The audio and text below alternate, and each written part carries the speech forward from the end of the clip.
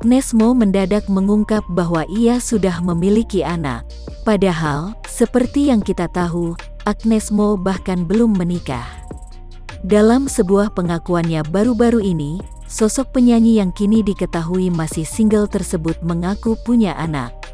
Ternyata, bukan anak dalam artis sesungguhnya. Namun Agnes Mo menjelaskan bahwa sudah sejak lama ia memiliki banyak anak asuh. Anak-anak asuh Agnes Mo tersebut berada dalam pantauan AG Peduli. Meski tak secara detail mengungkapkan berapa banyak anak asuhnya, Agnes Mo mengaku membiayai kehidupan mereka sampai ke bangku kuliah. Waktu itu saya ada banyak sekali anak asuh yang kami biayai sampai mereka kuliah dan segala macam, kata Agnes Mo seperti dikutip dari kanal YouTube ventertainment.id, Kamis tanggal 16 September tahun 2021.